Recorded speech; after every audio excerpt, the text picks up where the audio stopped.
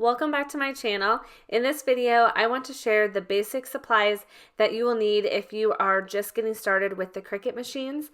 I know a ton of people have received a Cricut after all those amazing Black Friday sales, and I know how overwhelming it can be when you first get one. So in this video, I want to share supplies that I use for most of my projects and what you'll want to have on hand. I have my Cricut machines here, and each machine comes with a few supplies when you first purchase them.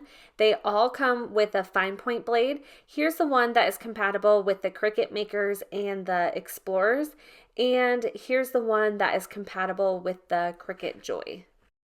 The Cricut Maker will also come with the rotary blade, which is primarily used for cutting fabric or felt. The Cricut Maker 3, however, does not include the rotary blade, I don't believe.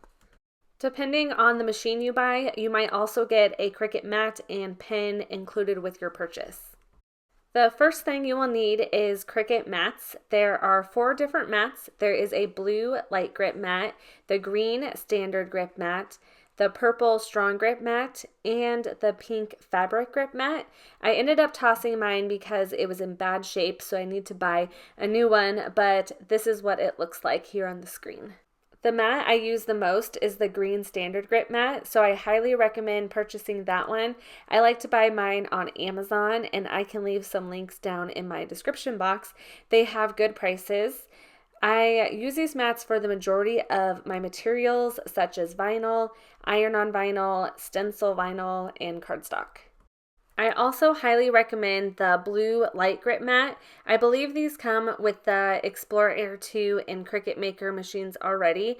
If you are using any type of delicate or lightweight material, such as paper or light cardstock, you'll definitely want this. This mat isn't as sticky, so it releases the material a lot easier, which prevents the project from getting ruined when you pull it off the mat. You'll want to place your material in the left upper hand corner of the Cricut mat. And another tip when you're removing your material, instead of just pulling it directly off of the mat, bend the Cricut mat backwards and remove the paper that way. This prevents you from bending or ripping your paper.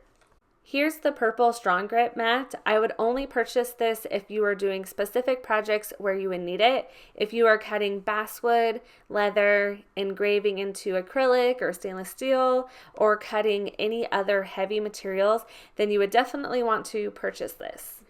If you are cutting fabric, then you will want the pink mat. It has a different type of stickiness that is made specifically for fabric. Those were the 12 by 12 mats, but if you plan to make bigger projects, you might want the 12 by 24 mats. The Cricut Joy will come with the green standard grip mat here, but you might want to purchase the blue light grip mat also for the Cricut Joy. I also recommend buying the card mat for the Cricut Joy if you are planning to make cards. The Joy makes it super fun and easy for card making, but you'll want the mat for that. The next supply I would recommend is the Cricut Basic Tool Set. I like to buy these on Amazon also, but you can find them on the Cricut website and also through Michaels. Here's what comes in the set. You'll get a weeding tool. This is a must-have tool that I use most of the time. You'll need this for weeding out vinyl. You'll also get a scraper tool, which I use with almost every project as well. You'll want this when applying transfer tape to vinyl to burnish it down. You can use it to scrape material such as cardstock off of your mat, and I like to use it to fold score lines on my cards. It also comes with a spatula tool. I don't use this too often, but it can be helpful to remove cardstock from the mat to prevent tearing or curling.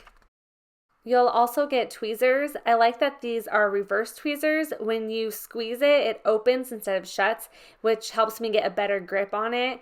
I like to use this to add embellishments, rhinestones, or stickers to projects. The last tool it comes with is scissors. These are pretty tiny and not really my favorite. I like to use my own scissors, which I think is another must-have tool with the Cricut. I really like Fisker's scissors. Even though the Cricut does the cutting for you, you'll still use scissors a lot. Next, you'll need your materials that you will be cutting. I would first decide what type of project you want to make. Some common materials for first projects are adhesive vinyl, iron-on or heat transfer vinyl, or cardstock. Vinyl projects are fun to start with. You can buy them in sheets or rolls. You can use these to add to mugs, glass, tumblers, acrylic blanks, signs, notebooks. You can use these to label things such as pantry food storage, spice jars, and bins. There are so many possibilities. There's lots of different vinyl brands out there. You'll probably want to research which ones you'll personally like. I use Cricut vinyl from time to time, but I really like Oracal 651 vinyl. This is permanent, which is what you'll want for the majority of your projects. You can purchase this vinyl online several places, or you can go to Michael's and buy it there. Oracal 631 vinyl is removable. You'll want that if you are adding a vinyl decal to your walls. You'll also need transfer tape with your vinyl. This is how you transfer your entire design easily. I really like this transfer tape roll from Expressions Vinyl. It picks up and releases the vinyl really well. The only thing I don't like is it's opaque, so you can be hard to line the vinyl up. I also really like the Duck brand clear contact paper. This is the only contact paper that I've had luck with for transfer tape. Once again, there's tons of transfer tapes out there. You might have to do some research or test out different ones that work best for you.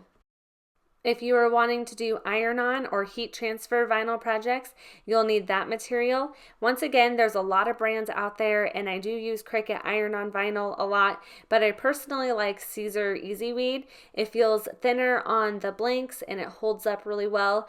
You can purchase this online or at Michael's. You can add this vinyl to shirts, sweatshirts, aprons, pillows, tea towels, burlap bags, canvases, wood, tote bags. I would recommend purchasing some type of heat press for these. I like the Cricut presses. They have the Cricut Mini here and 3 different sizes of the Cricut Easy Press 2 machines.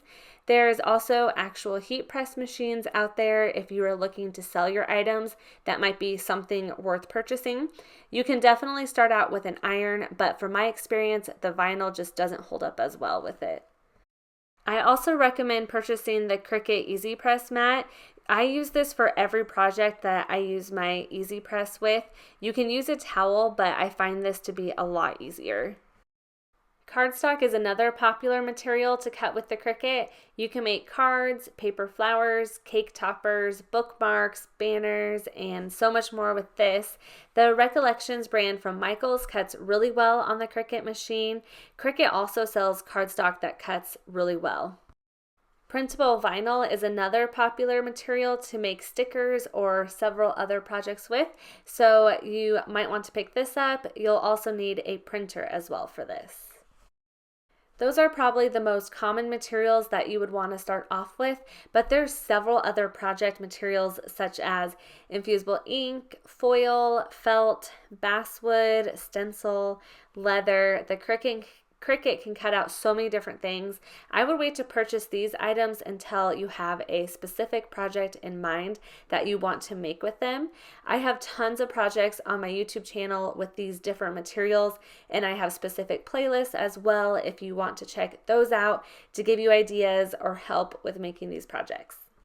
Those are, in my opinion, the essential supplies when first starting out. I do want to share a few other supplies or tools that make my crafting easier that I recommend eventually purchasing. Here I have the XL scraper and brayer tool. I use these all the time and I love them. I also use my self-healing mat whenever I weed my vinyl. I was putting hole marks in my table, so this is awesome to protect your workspace. I use it for a variety of things. You'll also want some type of measuring tool to decide what size you'll want to cut your material. I also recommend the scoring stylus or the scoring wheel if you have the Cricut Maker if you are going to be making cards. There's lots of other blades that you can use with the Cricut machines, but for just starting out, I recommend the fine point blade, which comes with all of the machines, and you can add on that scoring stylus as well. If you want to use pens with the Cricut, most of the machines do come with one fine point black pen, but you can buy different color Cricut pens as well. You can also buy pen adapters on Amazon and use a variety of pens and markers that are not Cricut brand. One thing I would say about this is if you add anything to your machine that is not meant for the Cricut, it'll void your 1-year warranty. So I would just be aware of that. I hope this video was helpful. If you are watching this and have had a Cricut for a while, I would love it if there's anything else you would add to this list. Let me know in the comments. If you are new to the Cricut world, you can subscribe to my channel for free to get tons of tutorials and project ideas. And thank you for watching.